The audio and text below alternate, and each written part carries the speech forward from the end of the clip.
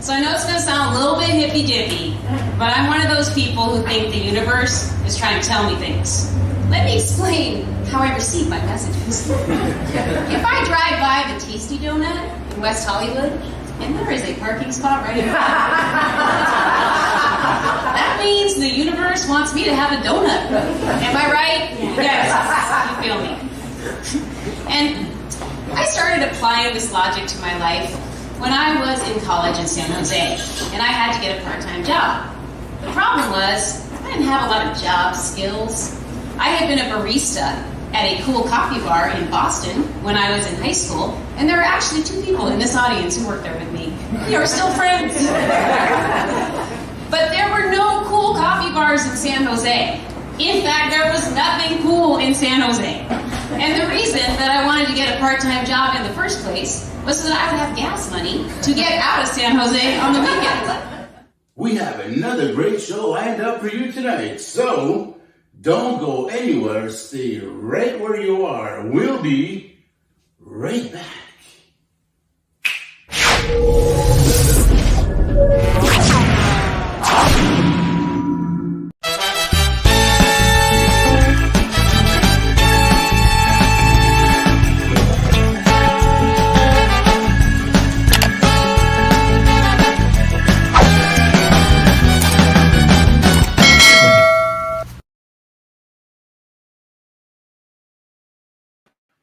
Good evening, ladies and gentlemen, and welcome to Rob's Inner Circle, broadcasting live on my personal Facebook page, on the Rob's Inner Circle Twitch account, and on the Bobby Short Shorts YouTube channel. Thank you, everybody, for tuning in to what is going to be an absolutely delightful show. The usual shout-outs go out to my good friends, starting off with the producer of Rob's Inner Circle, the amazing Jenny Duhame, and the podcast techie of our show, Patty Saragosa, to whom there we have a special like a little outline for Patty, because it's a special day for Patty, our podcast techie. Patty Saragosa, it's her birthday today. So folks, go ahead and show her the love that she deserves. Patty Saragosa, our podcast techie, happy birthday on behalf of myself and Jen and everybody watching Rob's Inner Circle.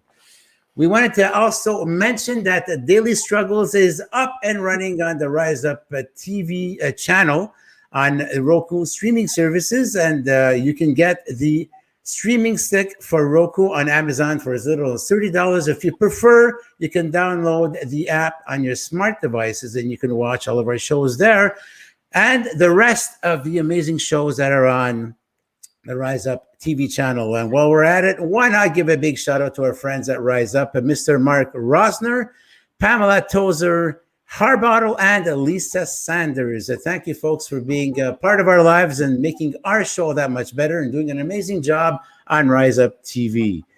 We wanted to mention as well that our merchandise is available, and you can get all of our merchandise for Daily Struggles, Esther's Breeze, Rob's Inner Circle, and Noon Hour Out of the Box. You can get all of that on 514 Branding Co. That's 514 Branding Co. We invite you to go onto the Bobby Short Shorts YouTube channel. Go watch all of our productions by clicking on the playlists. You can check them out. You give us some nice comments. You give us some blue thumbs. You want to share, subscribe, and don't forget, most important, what you want to do is hit that notification bell, because every time there's a new production coming out, you will be the first to know. Folks, it's that time once again. It's time to let down the steam, to decompress.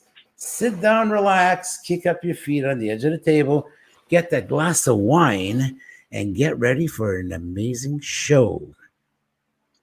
Folks, it's showtime. It's time to bring on our guest. Our guest is coming to you live from Los Angeles, California.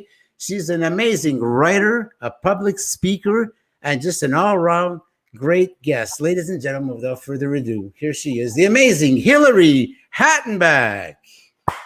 Hello. Hilary, welcome to Rob's Inner Circle. Oh, thanks so much for having me, and thanks for that incredible intro. I love that you played that little clip. Hilary, how are things down in LA right now with the COVID restrictions and loosening up? Apparently, the traffic is as crazy as it has once been. Yes, the traffic is back. In fact, everything is kind of coming back here in LA. A lot more of the restaurants and stores and things have opened up, and they're sort of easing the mask restrictions too. But a lot of my friends and I were still wearing ours if we're indoors. You can't be too careful. But yeah, it's definitely changed quite a bit just in the last month. A lot more things are open, and the traffic is crazy. I've just had to run to the store, and it's taken me a lot longer. So yeah, life is coming back here. Definitely. Isn't that fun? I mean, we could actually aspire to having a normal life again after, it has been like very, very difficult over this past year and a half. And while the COVID was going on and all that, I believe that you began giving some classes on Zoom. What kind of classes were you giving? Oh no, I don't give any classes on Zoom. I take classes on Zoom. Oh, you take classes on Zoom. Sorry, okay. That's okay. Wait, let me just say happy birthday to Patty really quick. All right. Because I want to make sure that I am wishing, you're celebrating an important day. But I've taken a ton of classes on Zoom since the pandemic happened, and it's kind of great. It's made me feel like I've been connected to people. It's even, how I met Jenny and Edna, and I saw that Edna's here. It's so nice. Hi, Edna. I felt like Zoom really did keep me so connected to a lot of people. But usually I was telling Rob this, on Monday nights, I take a dance exercise class through Zoom. It's called Dance for Your Life. And my husband always jokes, like when I finish the class, he's like, "You're still alive, you made it." But yeah, so it's a pretty intense cardio workout. It's an hour. The woman who teaches it, Alessia, she's amazing. She's from Italy, so maybe you two might share that Italian connection. And yeah, she plays all kinds of fun music, and we do a ton of different dance routines and stuff. And go ahead. No, go ahead. I'm sorry. Go on. No, I was just going to say that's a class I do usually on Monday nights. And then I've taken tons of writing classes on Zoom and a podcasting class and all kinds of stuff. I mean, there's just everything moved there. So I felt like if you wanted to stay busy, it was easy to do. So tell us a little bit about yourself. As a young child, you were born, I believe, in LA? I was born in Los Angeles. Okay. And Jason's saying, "Hi, Jason." Hey, there he is. Hey, Jason. Thanks for tuning in. The man of the hour.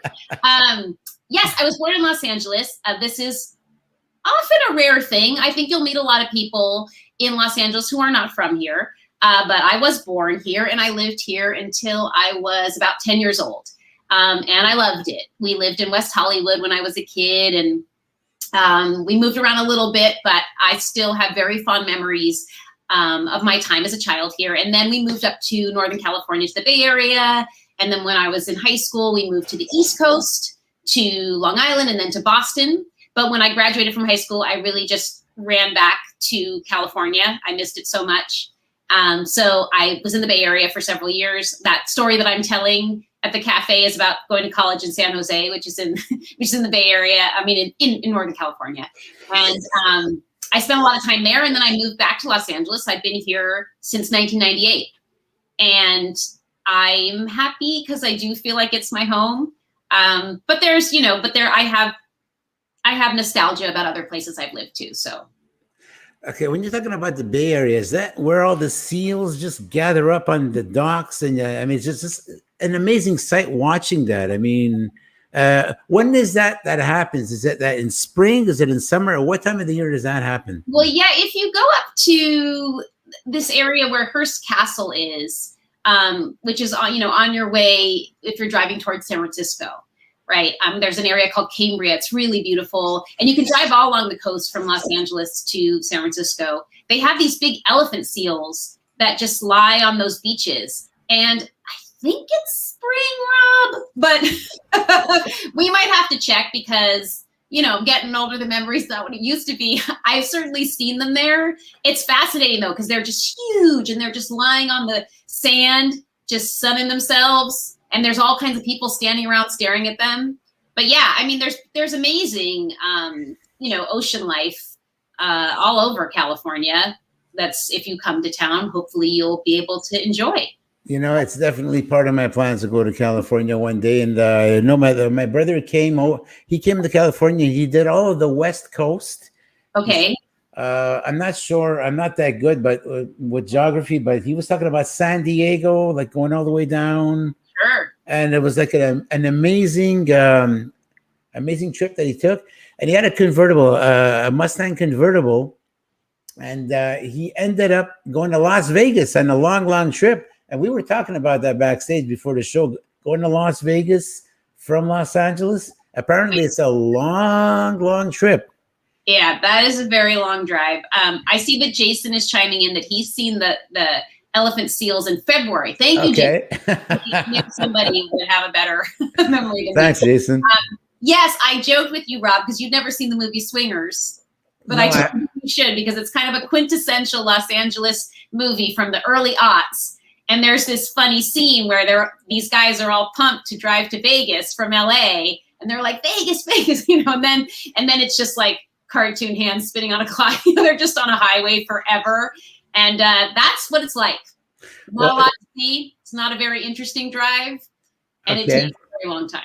Well, speaking of Vegas, I visited Vegas, and I ended up staying at the Bellagio Hotel. The next thing you know, Ocean's 11 was shot there. And when I was watching the movie, I know that. I was there. That was pretty cool. So, yeah, it's a great place to stay, Vegas. Extremely expensive, though.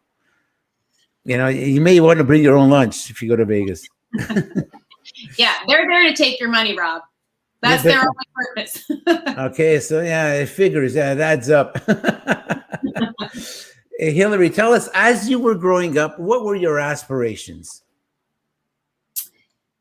My aspirations. Well, I think that as a small child, I did always enjoy storytelling, writing. I would write little books in my classes, or I would do this sort of radio show with a tape recorder. I would record commercials or little jingles and try to put stories together. I think I always had an affinity for that, for storytelling. And my mom would joke that if I went to see a movie, I'd come home and I would tell her the entire plot. I would sit there for 2 hours. So I think that was always something I enjoyed. But then, when you're a kid and people ask you what you want to do, I think I said, be a veterinarian, because I loved animals. But my uncle was actually a veterinarian, and my brother went to visit him once, and he said, no, Hilary, you won't want to do that job, because you will see animals that are hurt. Oh, it's not that you get to hang out with the animals all day. And then I think I went through a little phase where I wanted to be a cook or a chef. I was always trying to do little cooking projects at home. And yeah, I don't know that I had it really clear in my mind. But when I was in high school, that's when you had to talk to your counselor about what do you want to study? What are your career goals?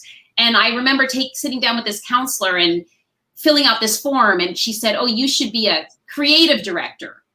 And I didn't know what that was, but it sounded great.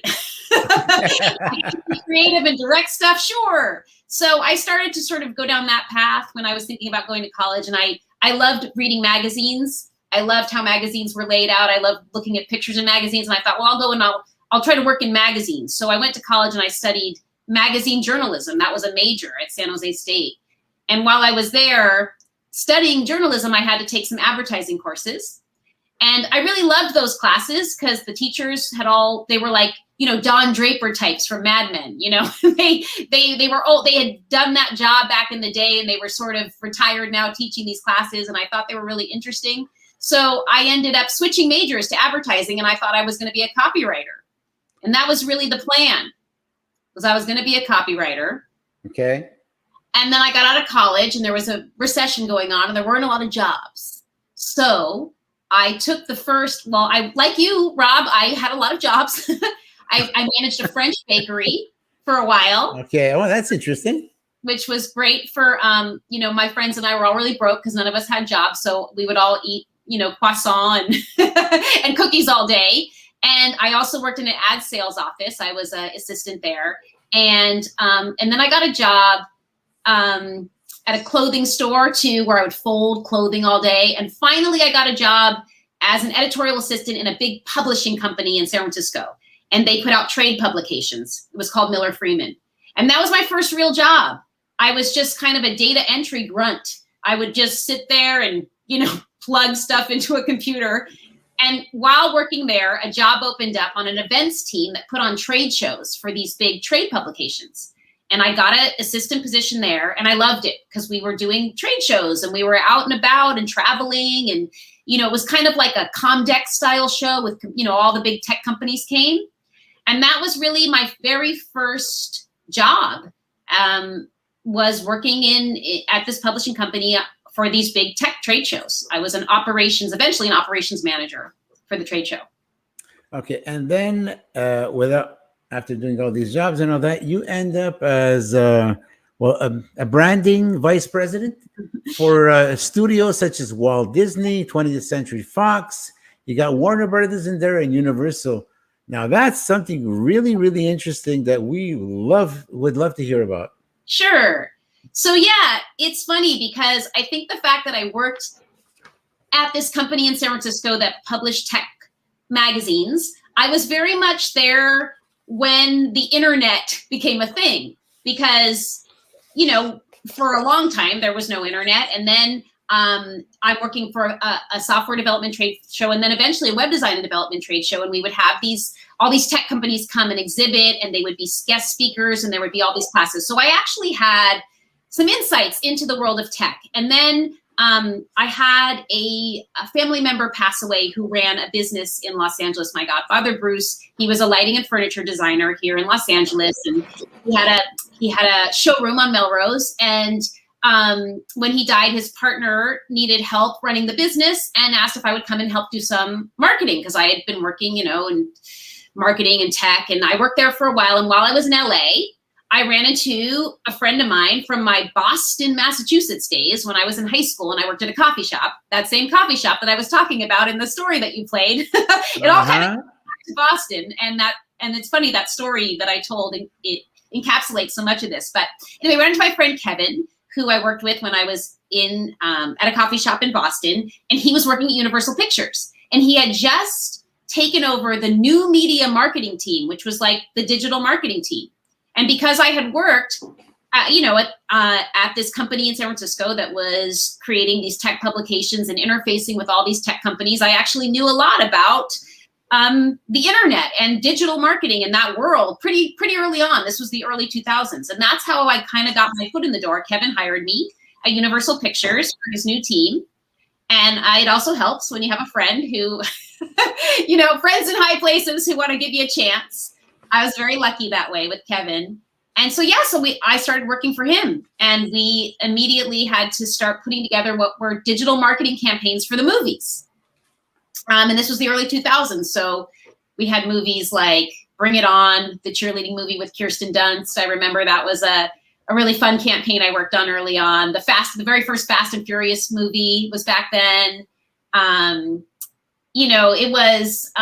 It was a different time because there was no social media really. It was like there was AOL and AIM and things like that. But we had to be very creative about how we got our movie messages out to the public through digital platforms.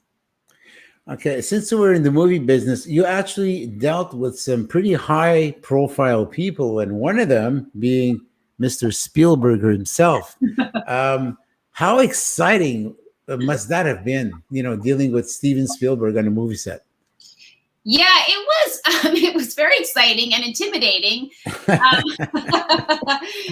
because, I grew up watching his movies. E.T. was one of my favorite movies as a child. And, he's legendary. So I do remember being pretty nervous about having to be in a meeting with him. And I remember when I had to present in a meeting to him as well. And, he was lovely. He is very kind to all of us that were presenting our campaign, because we all walk into a room. This is how it works when you're in a studio: is you have to put together the campaign that tells a filmmaker, hey, this is how we're going to get a ton of people to come see your movie. And I had to present the digital marketing campaign, but he was very lovely and kind. And I just tried to, take some deep breaths, Rob, do my meditation tricks and sound like I was coherent. But it was great. It was a great experience. And I ended up working on several of his movies as the years went on. Nice. Yeah. Well, you know what? This calls for a toast. Okay. Hilary, Do it. on behalf of all of us here at Rob's Inner Circle, on behalf of myself, behalf of Jenny, and birthday girl Patty, Hey. the best to you. Cheers. Many more years of success to you. Thank you. And likewise. There's a name that has got a common denominator between the both of us, a past guest on the show by the name of Jason A. White. By now, we can start saying that he's becoming a famous director because his movie, The Hit, has won many awards. And also, we also had the amazing actress, Hilary Barriford, who did an amazing job in the film. And there's someone else who did an amazing job in the film, had a little bit of a cameo, but did an amazing job. Someone by the name of Hilary Hattenbach was in The Hit, and she had a little cameo. Can you talk to us about the experience you had on that movie set? Absolutely. I mean, again, friends in high places. This is how I've had any success in life. I just ride everyone's coattails. So Jason, who's one of my favorite people, made this amazing movie, and it is a hit. He's had so many accolades, you know, for the direction of the movie and the score and the acting. You know, I know Hilary's won awards, and it's such an honor to have been part of that project. And Jason had asked me and my husband Jared. He's in the opening scene of the film. He's the guy who gets shot. Oh. That's my husband Jared. So Jason asked if I would do this cameo in his movie, and of course I'd say yes, do anything for Jason. And I showed up to the set, which was very exciting. I think they were getting close to shooting the end of the movie at that point. And I had my hair and my makeup done. It was all like I was a real star. They ushered me. And then we shot it on a green screen because I'm on the television in that scene. Okay. And Jason was there. He was coaching me through my lines, and it was fun. It was so much fun. I mean, they made me feel so at ease.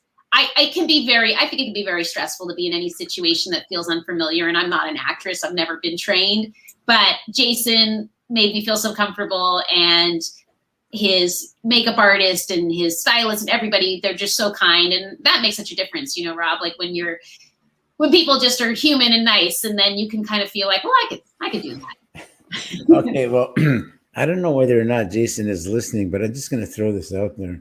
You don't think that he might probably in the future offer you another role in one of his movies? Just saying, you know, just in case he might be listening. Do you think that's a possibility? Listen, anything's possible. Okay. You know, I mean, I would be happy to do it. It was fun. And I'm all about saying yes to things for the most part, Rob. Okay. That's what makes life interesting. So I would love, I love to spend time with Jason, you know, in front of the screen or, you know, behind, whatever. I would love to do that. And I know that he is working on his next movie, which is exciting. Yeah. Perhaps The Hit too. Who knows? Perhaps. So, there's my French. Actually, okay. Your name Hattenbach is like got a bit of a European flavor to it, and I know you have like a bit of a melting pot of different backgrounds and all that. Besides English, do you speak any other language, or you might be close to speaking another language? I know, Rob, this is like a heartbreaking thing to admit because I think I may have told you, but my father was a polyglot and spoke 7 languages. Can you imagine that? So impressive. And I studied French. I think I may have even took my first French class in the 4th grade or something. And I took it all through junior high and high school and college. And by rights, I should be fluent in French by now. I am not.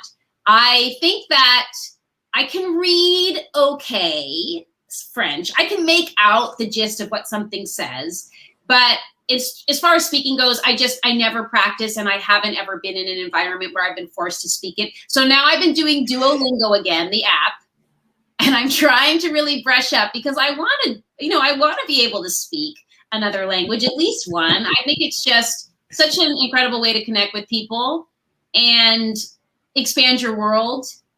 So it's on my bucket list. Do you want to learn how? You want to know how I learned French? Yes. Well, you were born in Montreal, weren't you? Yeah, but there's something that triggered my desire to learn French. Okay. And it's something I didn't plan. I was actually hammering a nail, right? And that hammer just like happened to hit my thumb with like a hard hit. Believe you me, that's when I started talking French. But I cannot repeat what I was saying at that moment. Okay. So you're suggesting that I hit my finger with my finger with a hammer, and then maybe just have the painkillers like nearby. Okay. Or maybe Jason with his magic, you know, the movie making and all that, he can make it less painful somehow with the green screen. Who knows? You know. With your experience, you can be in French. That's sweet. With your experience on the hit, did that probably trigger something within you, like saying, hey, you know what, maybe I might consider acting, you know, or maybe taking some classes or whatever, or actually, is it something that you might be interested in pursuing in the near future? I don't know that that's something I'm really going to pursue.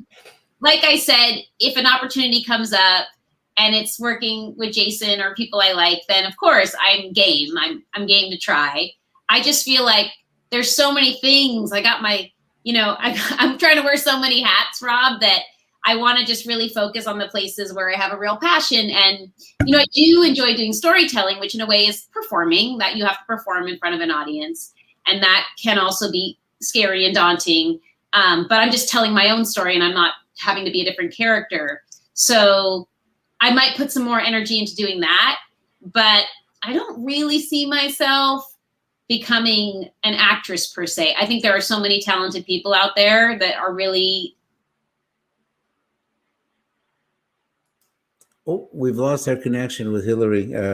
We apologize for the inconvenience. Our guest tonight is Hilary Hattenbach. She's a writer and a public speaker. She's coming to you live from Los Angeles, California. We apologize for the bad connection. I think Hilary's coming back into the studio right now. Hilary. Hi. There she is. She's back. All right. I'm so sorry. It's okay. It's not your fault. It's okay. It's a bad internet connection. And now I seem to be freezing up myself over here. Are you frozen up, Hilary? I'm here. Can you hear me? Okay. The importance of having our guests on the show. Well, we're fulfilling that. You're there. I'm here, and yes, I can hear you loud and clear. You can hear me. You can see me all frozen up. You're not frozen. You're just, the audio is sort of catching up with the video. Okay. Well, here we go. So okay, see, now you look good. I look good. Well, thank you so much. Things have come back to normal here. Okay, thank God. Okay, great. So tell us a little bit. You work for many different studios. What are the differences between, let's say, working for 20th Century Fox compared to Universal Studios or Warner Brothers, per se? What are the differences between these studios? Is there a difference to start off with? There is. I want to just, I see that Antonia wrote a very nice message, and I would just like to acknowledge, thank you for that. I would love to hear more about your storytelling. So I'll have to look you up when we're done. Is there a difference between the studios? Yes, there is.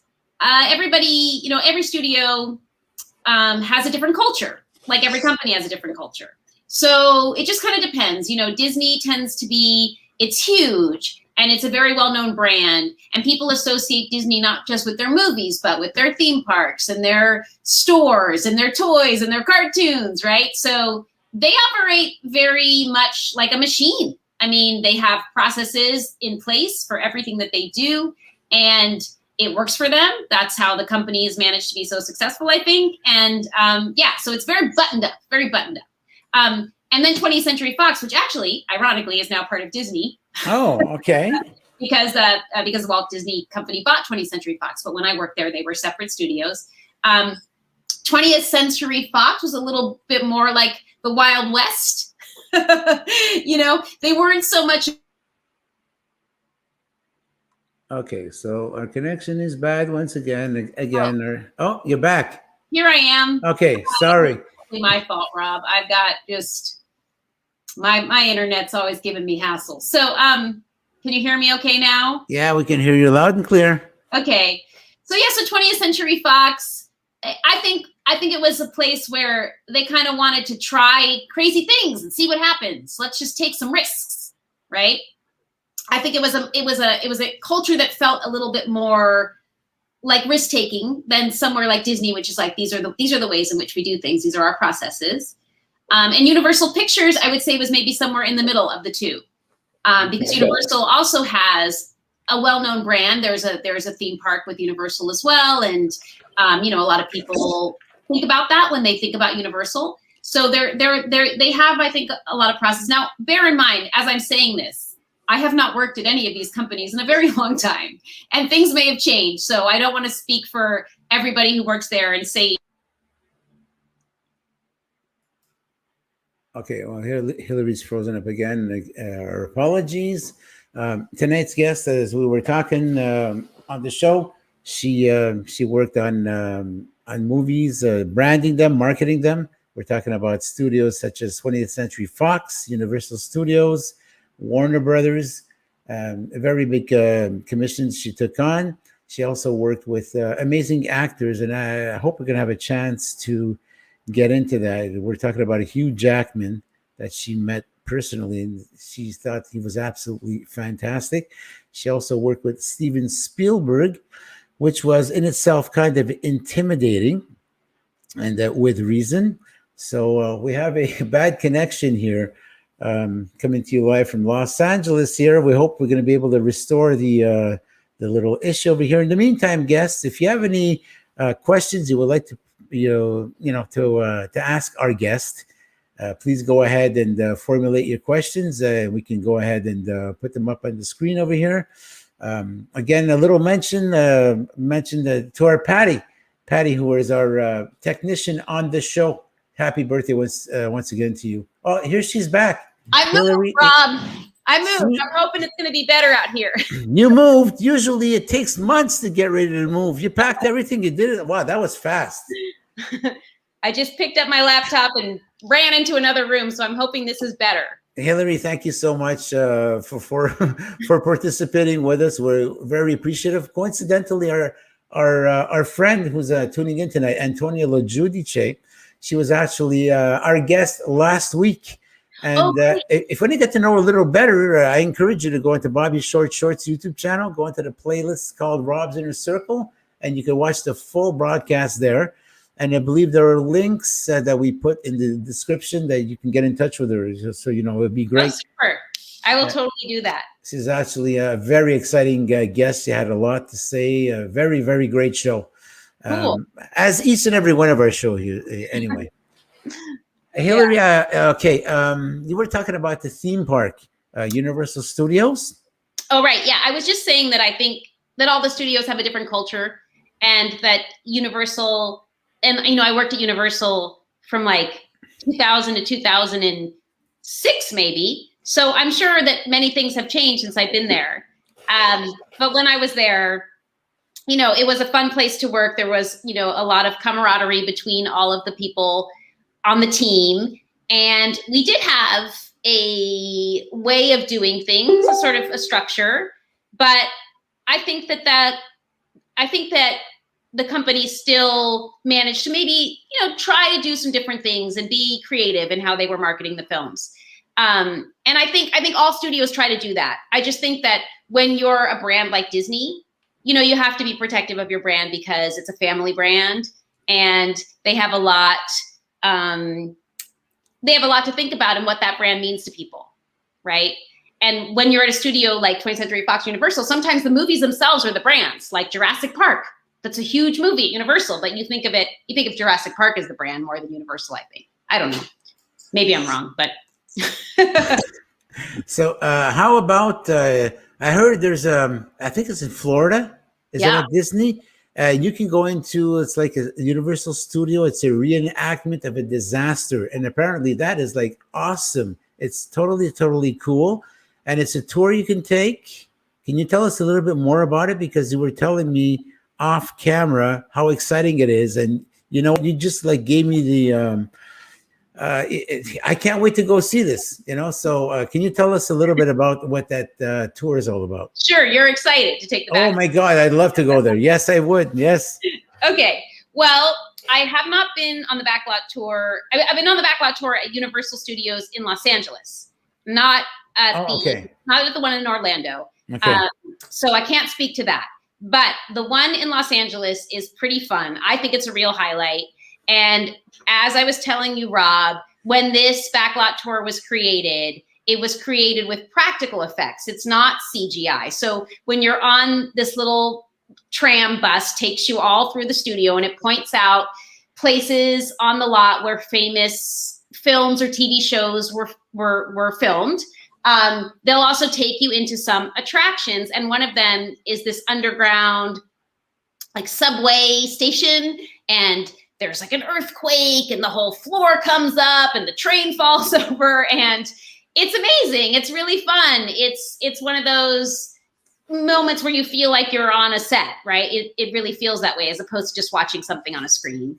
And they have, I don't know if it's still there, but they used to have a Jaws attraction too on the Backlot Tour. So this whole trench would fill with water and the Jaws shark would come up out of it. And, it might, I don't know if it would seem hokey to people now because everybody's so into digital everything. And, you can put on goggles and be in a virtual world. So, but I love the old sort of, beauty of the practical effects. The mechanical things, the actual, okay. My God, time is flying by over here. Let's get into your skills and talents as a writer and storyteller. Hilary, how many pieces of literature do you have out there? Well, Rob, I co-authored a cookbook. That was the first big publication deal I got, which was exciting. I partnered with a woman who owned a bakery here in LA, a wonderful cook in person, Logan Levant. And we wrote a cookbook called The Kitchen Decoded, which came out in 2014. And that was a book that was organized into chapters by cooking equipment, because Logan, who had been an amazing baker and running a bakery for years, would always buy her friends like a stand mixer or some kind of baking equipment for their weddings. And then her friends would say, come over and tell me how to use this stuff.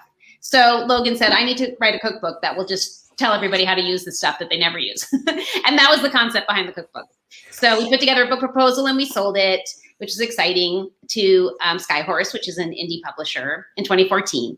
And then what my passion is and what I really love to do is tell personal stories and memoir and personal essays. So I have had some of my pieces published in Chicken Soup for the Soul. Those books are sold in bookstores all around. And those are essay collections where they have a topic, and then a ton of writers have written on that topic. But then last year I had a piece I wrote in Los Angeles Magazine, and that was very exciting. It was a piece that I was very passionate about. It was about living where I live on this street in Silver Lake. And when my husband and I moved here, a lot of our neighbors were older adults. They had been living on the street for years. And this neighborhood can be a very hipstery kind of neighborhood. But it was wonderful to move here and meet all these people and learn history about our street. And so I wrote about that. And I wrote about the woman who used to own our house, who was quite a character. And so that was published in Los Angeles Magazine last year. And when that was published, that led to an opportunity at Emmy Magazine, which is the magazine for the television industry. And so I'm a contributing writer for that magazine too. And I interview people in the business, so either behind the scenes or in front of the camera. And I've been working on my own project, which started out as a collection of essays, now is kind of more of a memoir. It's called Senior Discount: One Woman's Journey to Age Gracefully and with Her Dignity Mostly Intact. And that is about, my own journey of getting older, and also helping to take care of my mother-in-law, who had a medical emergency, and my husband and I helped manage that. And it kind of taught me a lot of things that maybe I didn't think about before. Things about getting older that I think a lot of us never talk about or think about. And so I've been working on that quite a bit. That book I've been getting ready to send to agents. And then I also put together a podcast on a similar podcast. Yeah. And so those are all the projects that are my passion projects right now. But the podcast is called Better with Age. And like the book, it is about how a lot of us, are getting older, or we have parents getting older, but we maybe don't necessarily think about the best way to sort of forge this path ahead. And the podcast will bring people on to talk about everyone's journeys, how people are handling them differently, what we can all take from that and learn from that, and maybe just feel a little more confident about, the decisions we'll need to make as we move forward. Well, we have an interesting clip we're going to play over here. It's about 2.5 minutes. And then perhaps, Hilary, we can go into a little bit of a discussion pertaining to the clip. Okay. Ladies and gentlemen, you're tuned into Rob's Inner Circle. Our guest tonight is the amazing Hilary Hattenbach. And we have a little clip we'll be playing for you right now. Ty? Maddie Macaron, what are you doing here? I asked you for some Valentine recipe ideas, and you said you were going to get help from your friends who wrote the Kitchen Decoded Cookbook. But then you started talking weird to that pie over there. Yeah, we've been standing in your kitchen for the past 20 minutes. Oh yeah, it's just that this pie came out of the oven and it just looked so delicious that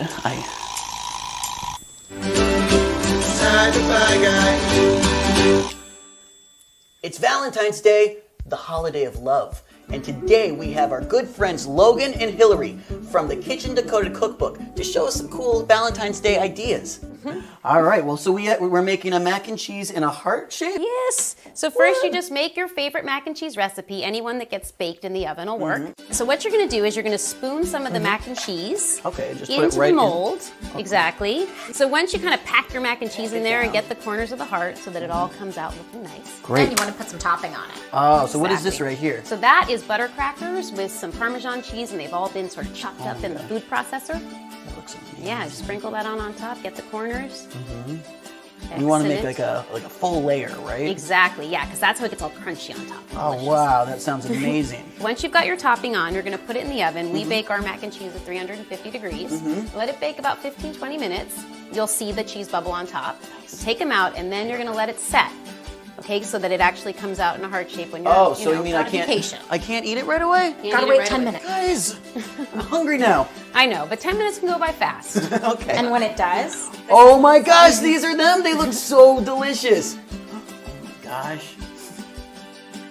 Oh my gosh, can we eat some? Let's do All right, it. let's all try some. Awesome. Cheers, everybody. Oh my god. So, I'm totally sold. I mean, I could have 10 of those right now. That's so funny. Yeah. So, Hilary, tell us a little bit about this little clip over here. What's this all about? Well, so when Logan and I wrote the Kitchen Decoded Cookbook, her friend Ty, that was his show. It was called Ty the Pie Guy, and he loves pies, and it's a show for kids, a cooking show for kids. So he invited Logan and I on for the Valentine's Day episode. And the idea was that we would show kids how to make heart-shaped foods for Valentine's Day. And so we brought the mac and cheese recipe is actually in the cookbook. That's one of the few recipes that I actually contributed to the book because Logan is the master and she came up with all the recipes. But the mac and cheese one is mine because I've always been a huge fan of macaroni and cheese. I even had a blog once called We Heart Mac and Cheese. And and we went on the show and it was really fun. We showed how to decorate cakes and make mac and cheese and heart shapes, and it was cute for kids. So right now you're presently working on a project that's been over a year. A dear friend of yours, who was a neighbor of yours, I believe, passed away. Right. And you're working on a special project right now. So what's this project all about? Well, I've written a lot about Tina. She was my next door neighbor since we moved into our place. We moved in 2011. And when we moved in, I think Tina was 92, and she had been living on the street since the 1950s. And she's this fascinating woman. She had worked as a jazz at a jazz label, and so she had hobnobbed with Louis Armstrong and Billie Holiday. And she also had helped start this puppet theater in Los Angeles that is kind of famous for kids called the Bob Baker Marionette Theater, which I actually went to when I was a kid. And that's one of the stories that I've told live in front of an audience. So I immediately became very close friends with Tina. We spent a lot of time together. She was a wonderful raconteur, and we just had a lot of laughs together. And we were, we went out and did a ton of things, went out to lunches, and even Jason came on some of those lunches with Tina. Sadly, she passed away last year. So I have written a lot about her, and in this book that I've been working on that I mentioned, which was the essay collection and the book about, sort of getting older, I do have a whole chapter dedicated to Tina. So that's one of the things I've been working on. So where do you get all of this inspiration? Actually, even last week, I asked the question to Antonia, who was on our show. Where do you get all this inspiration to write? I mean, it's amazing. I mean, there's no end to the thoughts that we can have, all the vibrations we can pick up coming from the universe and all that. So how is it that you are inspired to write some of your literature? I think that I just, by nature, I'm a storyteller. And so I'm always listening. And if I hear something somebody says, I'll think, that's got to go in a story, or that makes me think of a story. And I also find that writing about real things that happened in my life, a lot of people prefer to write fiction, and I have certainly done that too. I have spent many years writing novels or short stories, but I find that when I'm writing about things that really happened, personal essay, I feel like it's almost therapy, right? It's just working through it, writing it down, understanding what it meant or why it was significant in your life. And so I'm inspired, I guess, by trying to, one, tell an interesting story because it's fun to tell interesting stories, but two, also to get to the heart of why a certain relationship was significant or why a certain story is compelling. And see, Antonia is agreeing, right? Yes. So yeah, I think, you have to do it. It's just in you. And that's how I feel about writing and storytelling. What is your personal favorite piece of literature that you have written? My favorite piece of literature that I have written. Well, I am very proud of the article that I had in Los Angeles Magazine last year, which they called Meet Silver Lake's Original Hipster. And I'm very proud of that piece. And I have a lot of the stories that I've written about older adults that have been meaningful in my life. And when I lived in San Francisco and I worked at that bakery that I mentioned earlier, there was a woman who used to come in, Esther. And Esther was, I think Esther was maybe in her 80s, and she had macular degeneration. So she used to wear like these big, like black sunglasses. And she would come in and she would just like swipe cookies from the counter, and throw them in her handbag. And I couldn't believe that she would just be so brazen and steal from me all the time. And a part of me was like, well, maybe she thinks they're free samples. But anyway, I got to be good friends with Esther. And she was this sweet woman from Scotland, and we became very close friends. And I just let her steal whatever she wanted because, I think she was living on a fixed income and, she wanted some cookies, and I certainly wasn't going to be the person to to ruin her fun. I think she got a little fun out of it. But yeah, so I think that that's a story that I've written that I really love. The story about Esther. And who are the writers, authors that inspired you over the years? Well, there's so many. I actually, I have a writing mentor. I workshop a lot of my work with, named Bernard Cooper. And he wrote a beautiful book called The Bill from My Father, which I highly recommend. I mean, that book, it made me laugh. It made me cry. It's so good. I also really like A Boy's Life by Tobias Wolff. I am reading a book now by Glynis McNichol called No One Tells You This. And that's about her, a woman in her 40s who decides not to have children and how her life still feels very full to her. And I was like, what a great, I think that's such a great book. And it's been really fun to read. She's a really good writer. My husband and I read The Count of Monte Cristo last year, and so fun, such an incredible book, so much suspense. And I feel like it really holds up, even though it was written in the 1800s or whatever, I don't know. There's tons of books that I love, but those ones kind of come to mind right now. Tell us about the writings that are geared towards a certain age group that you're can I say, you're targeting probably a certain age group. Tell us about that age group that you're targeting.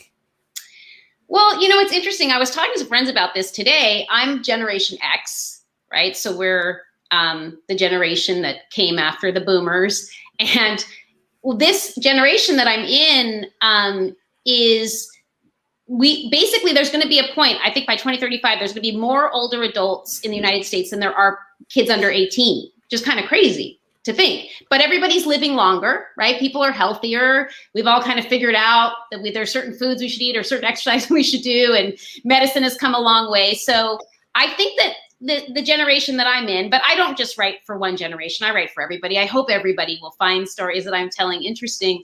But I do think people who are in my generation, are getting to a point where they have to think about, like, what does the future hold? So some of us, have parents who have gotten older, and some of us are getting older ourselves. And so I think when I'm writing, I'm thinking about what that means. What should that look like? I think it's different for everybody, but there are crucial things that probably everybody should be thinking about.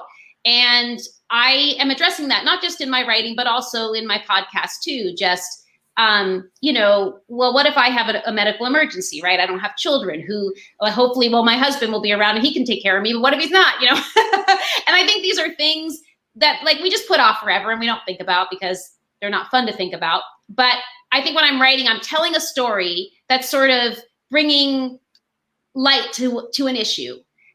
It's not so on the nose. It's more like, here's a friend who went through something.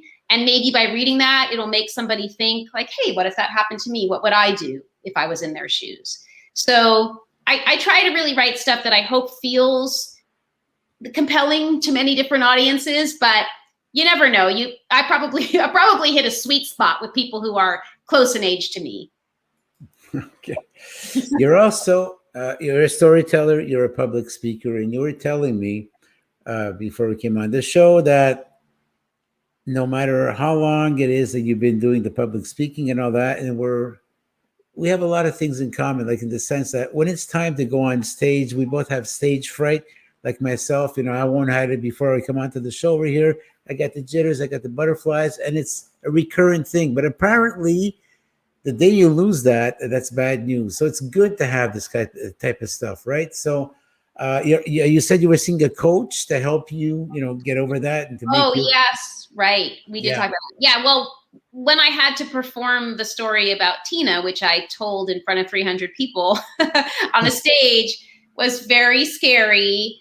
I'm not an actor, so I do get stage fright. I did work with a storytelling coach for that event because I didn't want to screw it up, Rob. Obviously.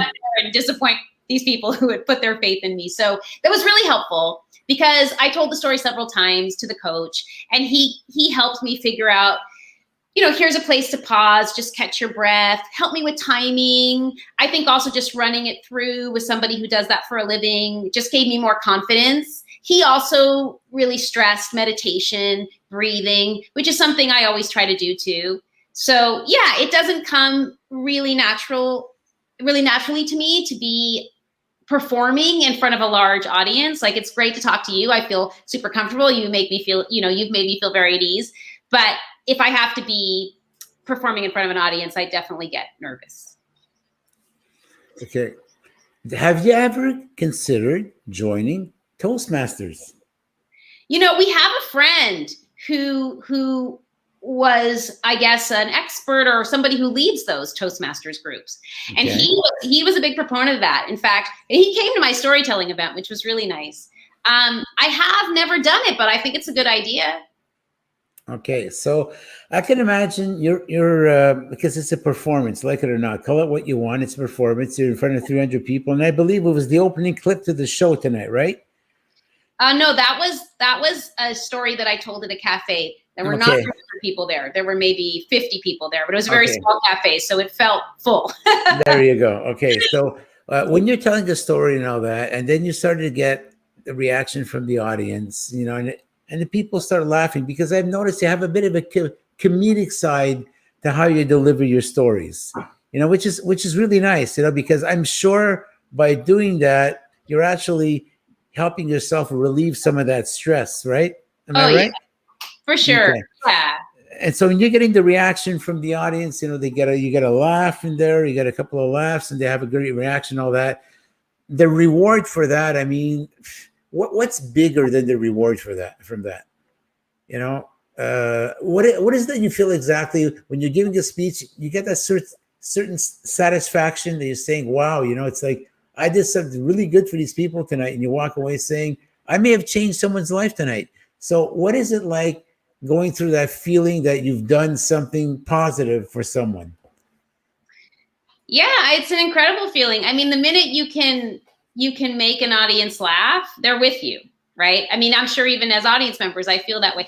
I think the other thing too is that I think audiences, they want to cheer people on. I think especially storytelling audiences, they're usually very forgiving and they want to cheer you on. And so they're going to be there with you. And I think I try to remind myself of that. But the minute you get someone to laugh or react to something you're saying, I feel so good because it does put you at ease. It makes you think like, okay, they're with me. They get what I'm saying and they'll stay for the ride. So that does make a big difference. And it definitely feels good. Okay, so it's like you're halfway there right now. Have you considered probably doing stand-up comedy? I mean, you're halfway there. Is it something that's crossed your mind? People ask me that all the time. Honestly, Rob, no, I'm content. I feel like, listen, I approach many things with humor because humor is in my bones. Both my mom is very funny. My dad was funny. My grandfather was funny. So I think that I love funny people and I love humor and I can't help but integrate it into my work. And so that's just who I am. I can't get around it, but I think that for me, it's not about standing up and making jokes. If I'm going to do it, I think it's more about, is there a story I can tell? Does it have a funny moment that needs to land? But I think again, like acting, there's so many talented comedians. Let them have the stage. I don't need to compete. Hilary, you unwantingly opened the door to something. You said comedy is in your bones. So I guess that's why it's humorous. Okay, right. So there's a bone called the humorous. I like it. It's a good pun, Rob. There you go. I like to have fun with my funs. Absolutely. Hilary, oh my God, we're drawing close to the show over here. Tell us, Hilary, what's the advice you would give anyone out there who's got the knack that wants to be a public speaker, a storyteller? What is the advice that you can give? Is like start off maybe with 2 or 3 audience members, with family members, friends? How is it that you advise someone to go ahead and put their toes into the ocean and go on with this? Yeah, I think what I did, and I still do this, I took classes. They have storytelling classes. You can take them online, but you can also, once the world comes back, do them in person. And it's a wonderful experience. You meet a lot of other interesting people when you're doing it. And usually at the end of these storytelling classes, you perform, you invite your friends and family, everybody does it. And then you stand up and you have an audience. And that's what I did the very first time I did live storytelling. I had done it through a class. Then I performed in front of the audience with all my classmates. It was really helpful. So I would highly recommend that for sure, because, and I love to take classes, Rob. I feel like I never stop learning. Even though I've been writing for a long time and doing things, I still love to take a class and maybe there'll be something new. I'll meet someone new or I'll learn something new. And so I would say anyone who has an interest in anything creative, but they've never done it, take a class. There's online classes for everything now. And just meet some interesting people and get some friends who are interested in what you're doing. That's how Jason and I met. We met at a writer's conference, and you'll end up with friends for life, and you'll also be able to dip your toe in and see what it feels like. Hilary, you're a very disciplined person. Tell us what your daily routine looks like. Well, the first thing I do, Rob, is I sneak out of bed so I don't wake up my dog. And I go and I write in my journal. I do what's called morning pages. Julia Cameron wrote this book, The Artist's Way. And she says, do that every morning because it just kind of gets all the junk and everything out of your head. So I do that every morning. And when I'm done with that, I get on my little meditation app and I do 10 minutes of meditation. I make a cup of tea, and then my dog usually wakes up at that point. And I take him for a walk, I feed him, and then I get to work. I'll sit at my computer, I'll start working on some projects I have, I'll eventually make some breakfast. My husband, is kind of roaming around here too, and we'll we'll check in with each other. So that's pretty much what my mornings look like. Hilary, it has been such an amazing show. Thank you so much for coming on. It's a profound pleasure. Our guest tonight was Hilary Hattenbach. She's from Los Angeles, California. Thank you so much, Hilary. Hilary, as we mentioned before we went on the air, can you please stay behind because we have our meet and greet with the producer and our podcast techie? Yes, I would love to. And thanks so much for having me. And thanks to everybody who tuned in and commented. It means a lot. I really appreciate it. Thanks. Such an amazing pleasure. And to remind everybody, a half hour after the show, you can go onto the Bobby Short Shorts YouTube channel, onto the Rob's Inner Circle playlist, and you go on the Rob's Inner Circle with Hilary Hattenbach, and you can watch this episode thousands of times all over again. And you want to give us the comments, the likes, and what have you. Don't forget to subscribe to Bobby Short Shorts. Good night. Thank you so much for coming on, Hilary. We'll be right back with you, all right? Thank you. Bye-bye. Thank you to everyone for tuning in for this amazing show. A reminder, this upcoming Wednesday at noon, I'm going to be co-hosting Noon Hour Out of the Box with my good friend Esther Brzezinski, and we're going to be talking about near-death experiences, so you don't want to miss that. It's on the Bobby Short Shorts YouTube channel, Rob's Inner Circle. No, it's not Rob's Inner Circle, on the Robert DeLesso Facebook page. You can catch us on that as well. Stay tuned in next week when our guest is going to be Colin McGregor. Is a recommendation from Raymond Vijay from TNT Publishing. Colin is from the Social Eyes magazine, and he will be with us to talk about publishing and what he is currently working on in the community. Ladies and gentlemen, once again, thank you so much for tuning in. We'll see you next time, next week, same place, same reason. Ciao, everybody.